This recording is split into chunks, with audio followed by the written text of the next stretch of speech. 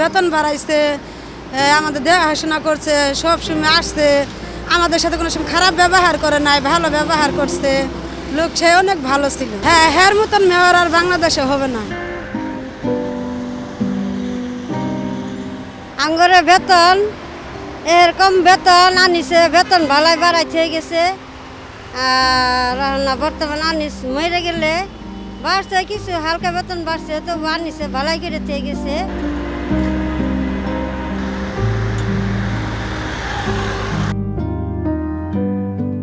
Mayor আনুষে ভালো হয়ে আছে, খারাপ করে নাই। সুবিধা হয়ে যায়, মনে করুন বাতা মতা দেওয়া গেছে কিছু। সে গরিবরা অনেক ভালোবাসে। আনিসুল হকের ব্যবহারও ভালো ছিল, সব দিক দিয়ে সে ভালো ছিল, তার কাজে কর্মে সব দিক দিয়ে। সে মারা যাওয়ার পরে কোনো সুযোগ সুবিধা নেই, কাজের আবার পরিশ্রম বেশি কিন্তু কোনো সুবিধা নেই। সে গরিবদের অনেক ভালোবাসছে, সে গরিবদের তার মেয়ের বিবাহের দাওয়াতে নিয়ে কইছে এটি সবাই আমাদের ভাই বোন। সে অনেক ভদ্র, যে এমন ভালোবাসে গরিবদের দিকে, ওর কোনো অহংকার নাই, ওর কোনো ঘৃণা নাই। হ্যাঁ, সবারই সমানভাবে সে এমন একজন ভালো লোক, তার মতো ভালো লোক পাওয়া খুব কঠিন। আমরা দেখা হয়েছে, আবার কাপড় চুপড়ও দিছে, সবার একটা কাপড়ও দিছে, ভালো ব্যবহার করছে। মানে হ্যাঁ, নতুন করে ব্যবহার আমরা হয়েছি না পাইতাম।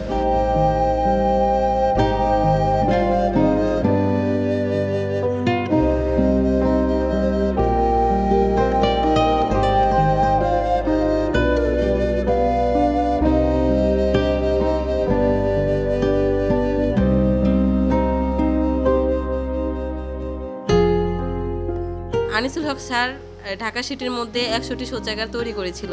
তার মধ্যে অনেকটি টয়লেটে এখনও নোংরা অবস্থায় পড়ে আছে, যেগুলোতে আমরা যাইতে পারি না। কিন্তু উনি যেগুলো তৈরি করছে, এখনও এগুলাকে আমরা সুন্দরভাবে ধরে রাখার চেষ্টা করতেছি এবং কি ধরে রাখতেছি।